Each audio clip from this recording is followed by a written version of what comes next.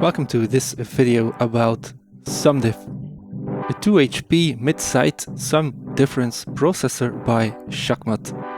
In this video I will cover a few things that you can do with SUMDIF, including but not limited to an explanation about mid-side processing in general and with SUMDIF in particular. I'll show you a few things that I always use SUMDIF for. And I hope by doing this little demonstration you have a better idea what kind of a module SUMDIF is and what you can use it for. Many thanks to François from Shakmat for sending me this module.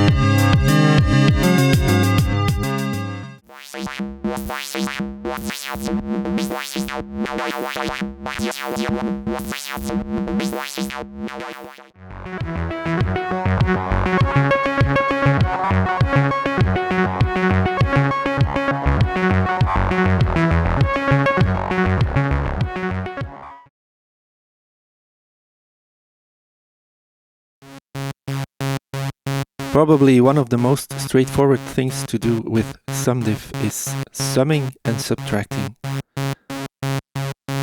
In this patch I'm sending in two LFOs coming from the Soundforce dual LFO, which is off screen. The green trace at the top here is a square wave coming from the dual LFO. It's going into data with this green cable and just going out again here. For people that are unfamiliar with data, the way these in and outputs work is that you send something in to analyze or to watch on the scope, and you can just extract the same signal from the bottom here. These are kind of like buffered mults. So I'm just sending in a square wave LFO, and this is going into SUMDIF. You can just follow the green cable. Then there's a slower triangle coming in from dual LFO as well.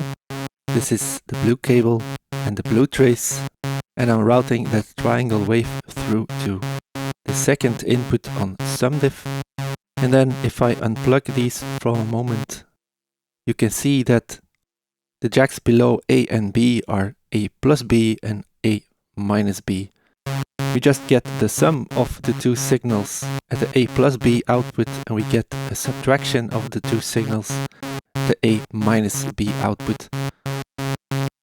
Now you might expect that the subtracted output should give us a signal with less strength or less amplitude, but because we're talking about bipolar signals here, that's simply not the case.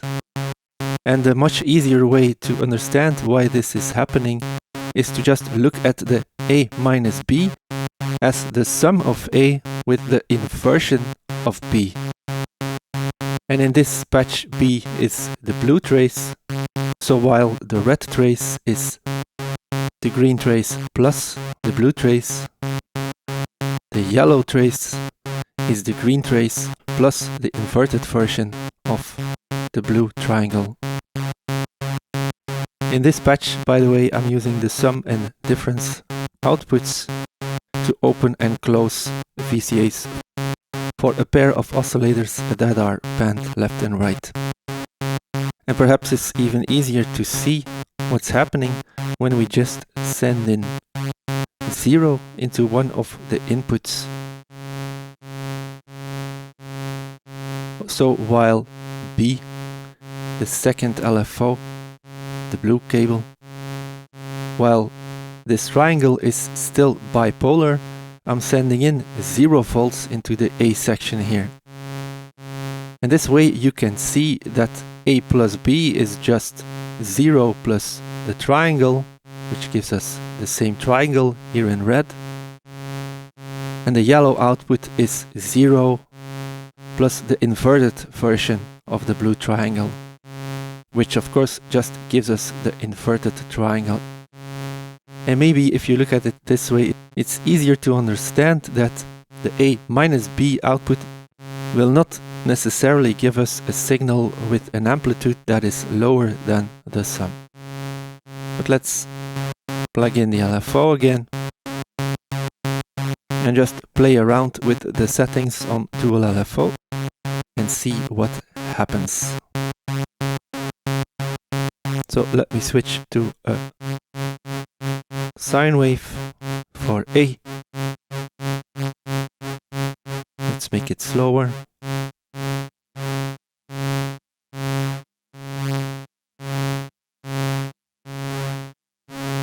And let's change things up. Instead of using the red and the yellow trace to open and close a unipolar VCA, let's use it to modulate 2 filters.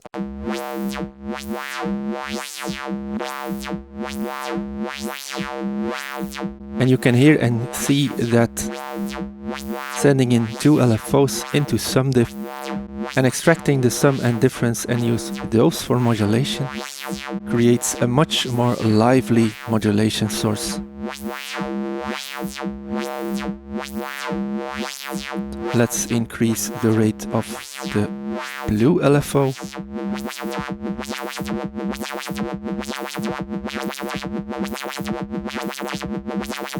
Let's switch to a saw wave.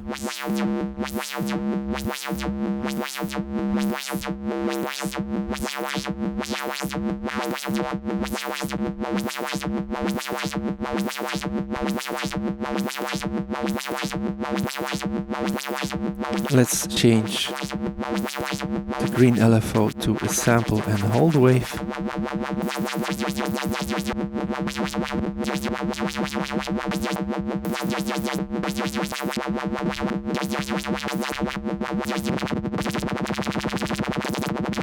Let's switch the blue LFO to a sine wave. Slow it down.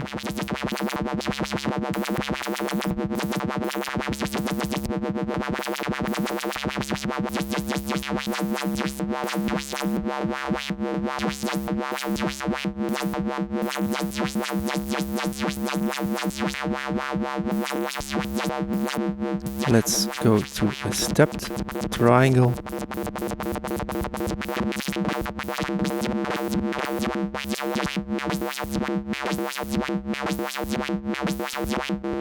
Let's change the blue one to a saw wave.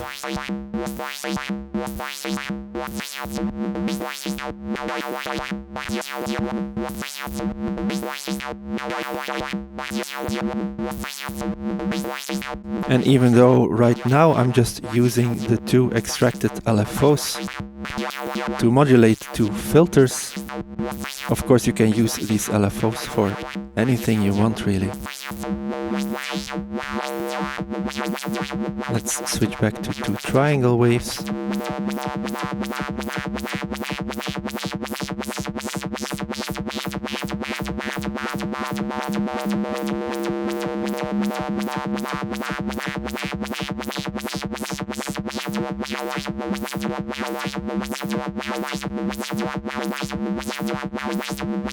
Let's switch one of them to a sine wave.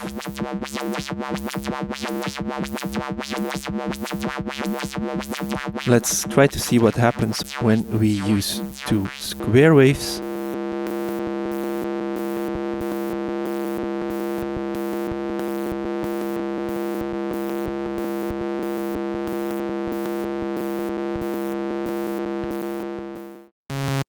I've switched back to using the 2 extracted LFOs for opening and closing a unipolar VCA for 2 oscillators.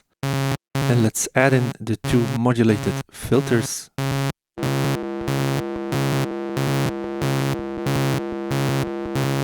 let's switch back to triangles.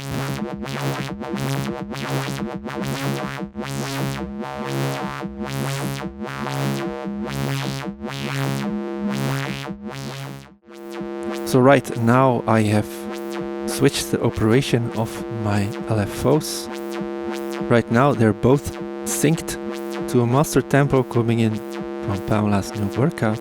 And you can see that when you send in two signals that are exactly the same, let me lower this a little bit, so you can see when you add two signals that are exactly the same, the sum will be a similar signal but with twice the amplitude.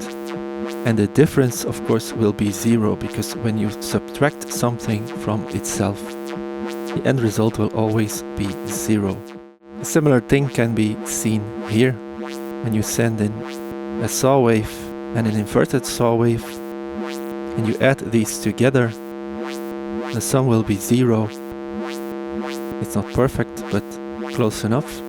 And the difference will be a signal with twice the amplitude, because we're basically summing the green trace with the inverted version of the blue trace. But I can play around with the divisions of this LFO here to show you that you can get really interesting shapes when you're using LFOs that are tempo synced but with different divisions.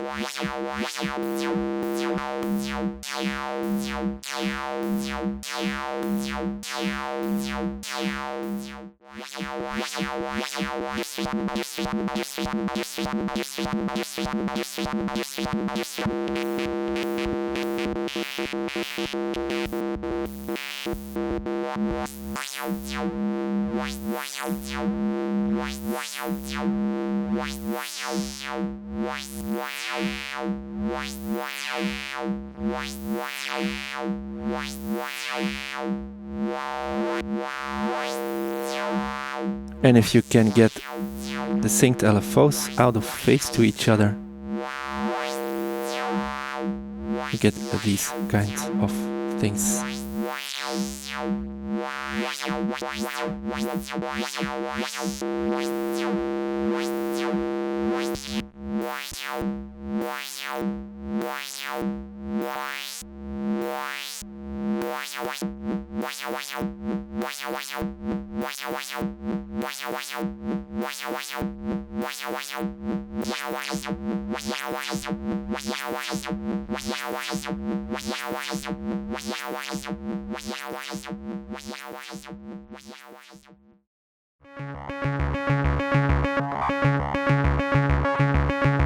When you only connect one thing to the inputs of SUMDIF, you can use it as a buffered mult, as you can see here. I'm sending in a pitch sequence coming from Moscow 2, which is off screen to the left, and you can see on the scope, this is the green cable and the green trace, and you can see that the sum and the difference output, A plus B and A minus B, give us the exact same shape, the exact same CV as we're sending into SUMDIF. You can also use SUMDIF as a precision adder, which are in most cases used when you want to add pitch information. So to demonstrate this, let me remove the A minus B output from the patch altogether. So to be clear, I'm sending in a pitch sequence into data with the green cable. I'm using the buffered output here to send this signal into SUMDIF. It really doesn't matter which one I use. You can use A as well as B, but let's stick to A. So I'm sending in this pitch sequence and I'm extracting that pitch signal from the A plus B output again. And as I showed you a minute ago, you can use the A minus B output as well, because there's nothing patched into B. So both of these outputs just send out A. But let's stick to the A plus B output. Now this 3-note sequence is starting to bore me and I want to add some quantized pitch information to that. To do this, I'm sending in a stepped random coming from dual LFO, which I've routed through a quantizer, and this quantizer is quantizing the stepped random into the first, the third and the fourth of a minor scale, so only 3 notes. And to add these notes to my sequence, I can just connect this to the B input on SUMDIF.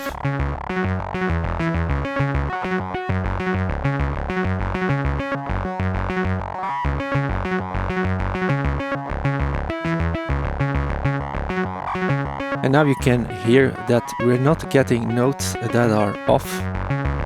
The pitches are added very precisely, which is exactly what you would expect from a precision adder. Let's add a kick drum to this.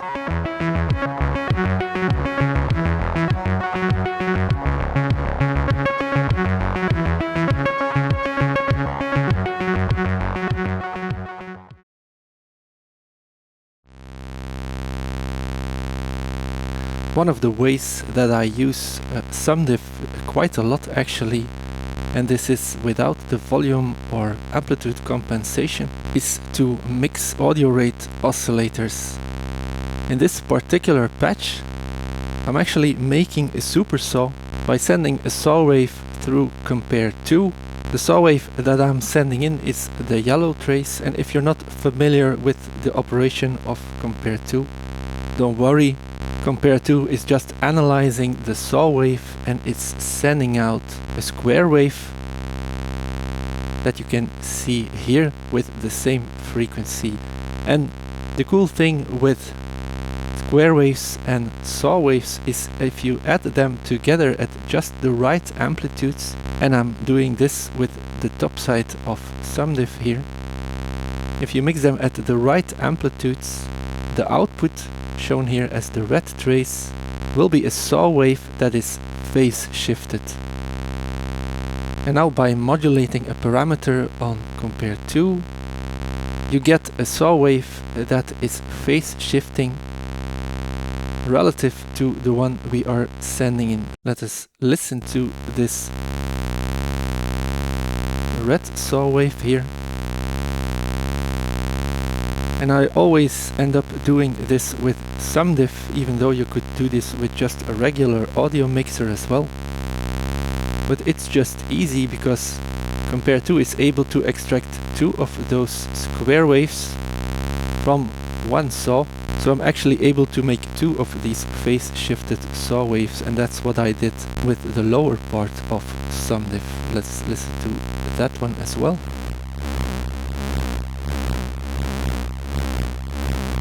So this is probably a little bit confusing. And just to recap what I'm doing with SUMDIF here, to create this animated saw wave, you need to add or sum a saw wave with a square wave that has some modulation to its pulse width. And I'm making this sum, I'm doing the adding with SUMDIF. And essentially the top part and the lower part of SUMDIF here are doing exactly the same thing, but just with another set of square waves. And this really creates an interesting supersaw-like sound. Now I like to pan the phase shifted saw waves or the animated saw waves left and right. And then when you send in some kind of pitch sequence, at least I find that you can get a really interesting sound from it.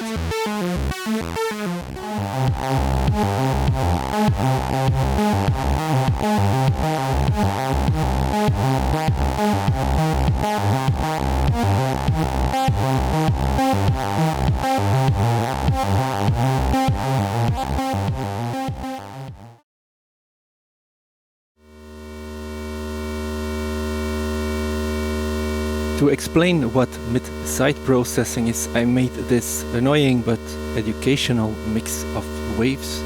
I have a wave-folded sine wave coming from Odessa, which is completely centered on the mixer. Then there's a saw wave coming from generator 3 panned to the left, and a squarish wave panned to the right. I've routed the left and right outputs of my mixer into the A and B channels on SUMDIF. Then there's some mid-side processing happening, and then I'm just extracting left and the right signal from the bottom two outputs. This is C plus D and C minus D, and this is going to my interface. So we're sending left-right stereo in, and we're getting left-right stereo out. So what is the purpose of all this stuff in between here? Well, mid-side processing can be used for several things. Besides sound design, it is widely used in mixing and maybe to some extent even in mastering, to be able to process the wide parts of a signal separately from the centered sounds. And in practice this is used, for example, to low cut the sides, so everything that is stereo and white will have a low cut on it. And if you boost that side channel even a little bit, you can greatly expand the stereo width of your sound or your track. You need to be careful when using this technique in mixing or mastering, because you can really quickly create phase problems which might destroy your complete mix when you play them back on a mono device. Now let me unplug these for a moment. In a minute I'll explain you the maths behind all of this, but for now just know that the sum is the mono or the center signal, and the difference is the side channel, which is everything that is different between the left and the right signal that's going in.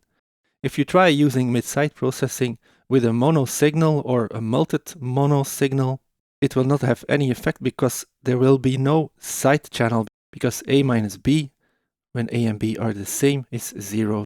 So in most cases it wouldn't make much sense to send in 2 times the same signal here.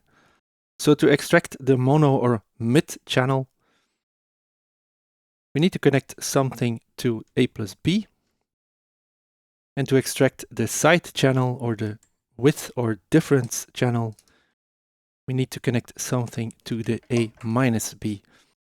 And to convert these mid and side channels back to stereo, you can use the bottom part. Keep in mind that I changed the jumpers on the back, so there's a minus 6 dB gain cut. You'll see when I get to the maths and the theory of mid-side processing why this is. And the process of getting left and right signals back from the mid and the side is actually using the same mathematics, which I will explain to you in the next segment. So, if we connect all of this, we're again where we started. The left and the right is going in. We have some mid-side stuff here going on, and then we're just getting the same signal back from the outputs here. By the way, to demonstrate that all of this is correct, let me just unplug this cable here. So this was the mid channel, and now it's no longer going into the bottom part of SUMDIF, and you can hear that the wave-folded sine wave has completely disappeared from this stereo output here. The same in theory goes for the side channel, and while you would expect that none of the saw and squarish waves that are panned left and right should be present, there's always a part of the sound that is the same. There's always certain frequencies or certain harmonics that have an overlap, so there's most of the times always a part of those panned sounds present in the mid channel. Now, an interesting thing to do with all of this is, for example, routing the mid channel through a low pass filter.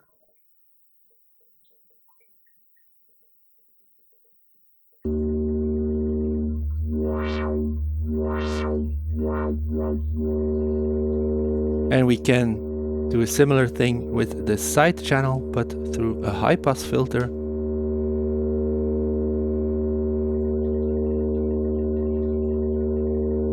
Now I can cut out the low end from the side channel.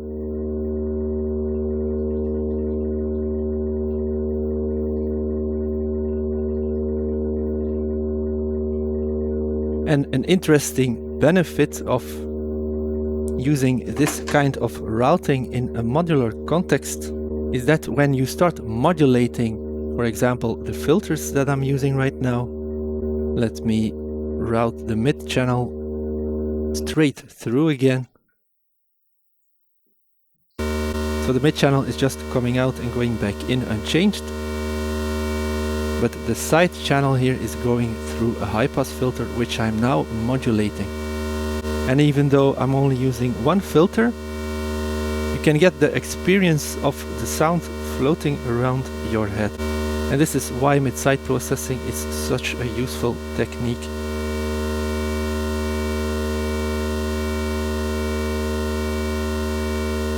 Now, instead of just running the side signal through a high pass filter, I can just as well route it, for example, through a distortion.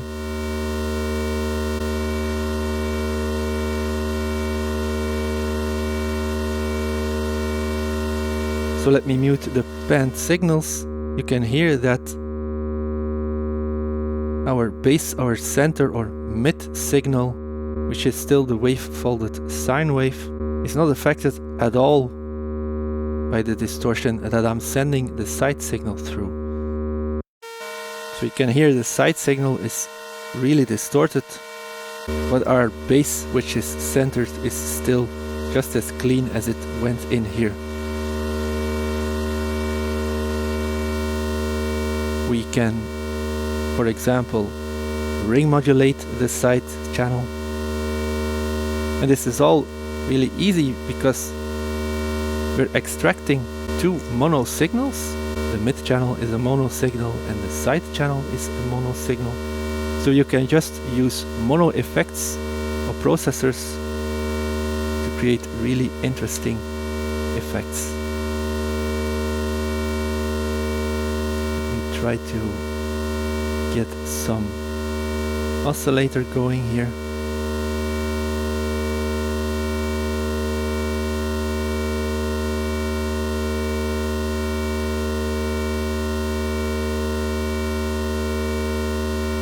So now I'm ring modulating the side channel with a sine wave coming from angle grinder.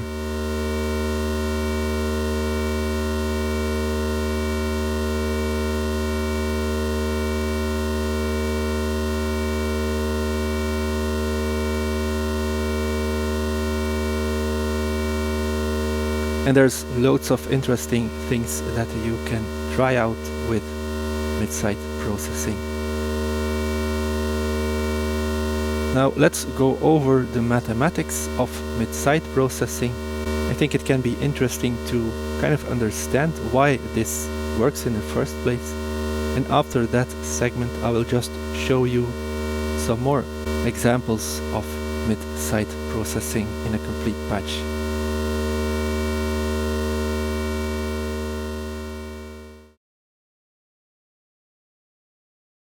Let's try to understand the maths behind mid-side processing. When you have a left and a right channel, you can get the mid and the side channel by just doing a simple calculation. To get the mid channel, we take the sum of the left and the right channel. To get the side channel, we do the sum of the left channel and the inverted version of the right channel, which is of course just the left channel minus the right channel.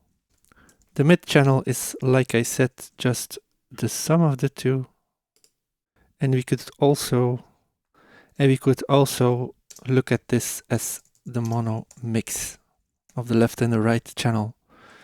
For the side channel, we do a subtraction, and this is quite literally the difference between the left and the right channel.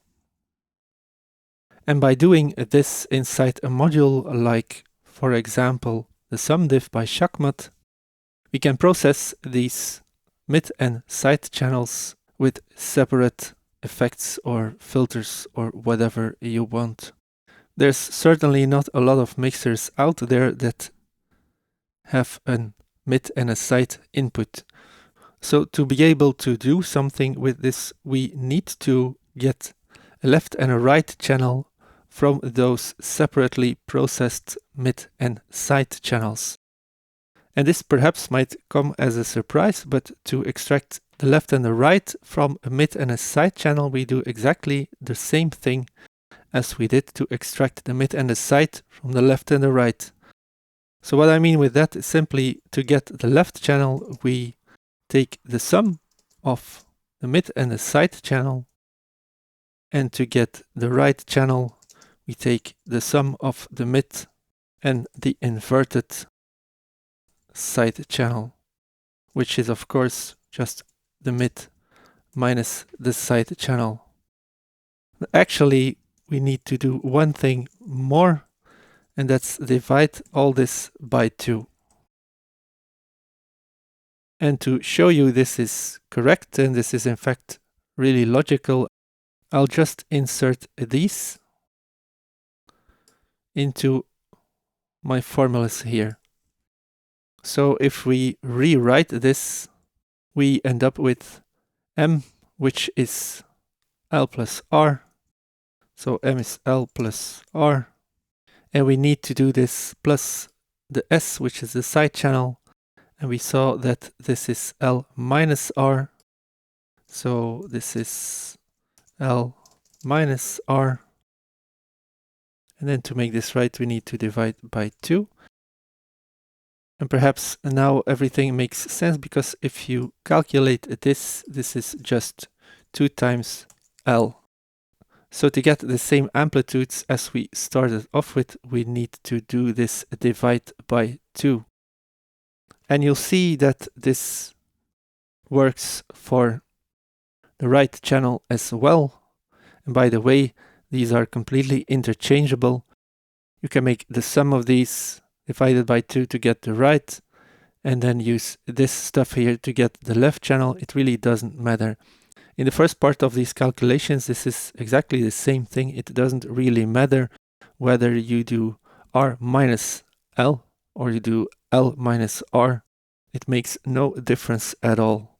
So now let's rewrite this last part here. So we have our M, this M, and M was L plus R, left plus right.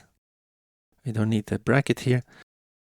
And we need to subtract the side channel, and the side channel was L minus R. Let me insert another bracket here. So L plus R was the mid channel, and we need to subtract this from it. So minus L minus R. And we need to divide all of this by 2. And again, you probably already see it. Let me just do one more intermediate step. If we write this out, we have L plus R, then minus L, and minus R is just plus R, divide by 2. And this, as you can see, equals 2R. And that's again why we need the divide by 2. Because again, if we don't do this, the amplitudes we end up with will just be twice as high as the amplitudes that we started off with. And on Shakmat's SUMDIF, you can change a jumper on the back to take away this amplitude compensation or to add it. And I'm sure you know, but mid, side processing can be a lot of fun.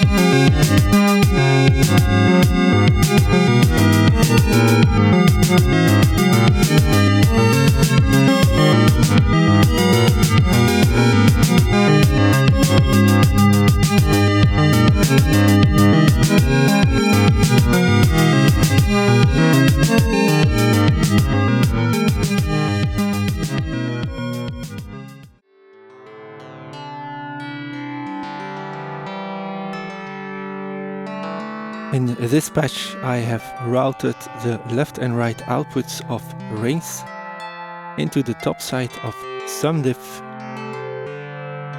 and I've connected the two outputs here to the bottom side of SUMDIF, just like I explained before, and I'm just extracting the left and right outputs from the bottom of SUMDIF here.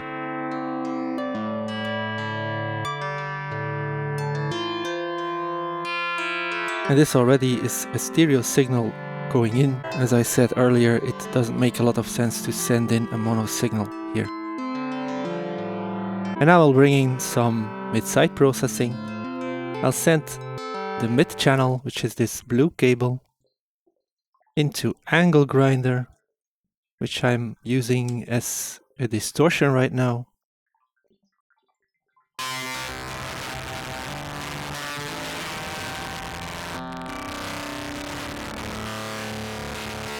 And this distortion coming from angle grinder is only affecting the mono mix of the signals that are going in. And let me connect the side signal first into a phaser, into a high pass filter, and then back to SUMDIF.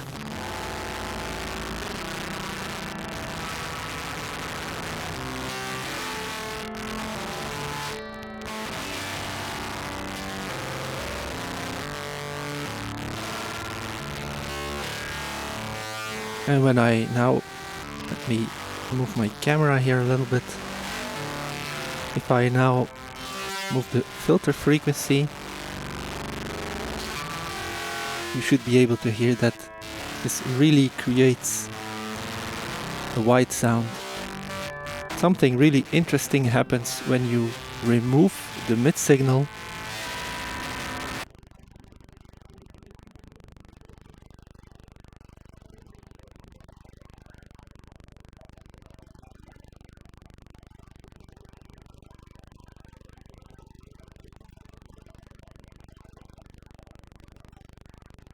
This gives you a really white sound, possibly with a lot of phase correlation problems. But as long as you're listening or monitoring in stereo, apart from making you dizzy a little bit, it shouldn't be a problem for your mix.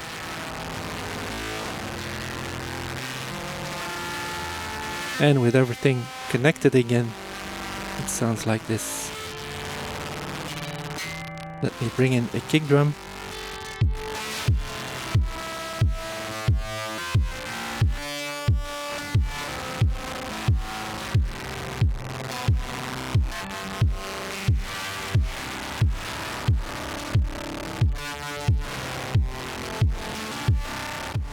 And this is going to be it for this video about SUMDIF by Shakmat Modular.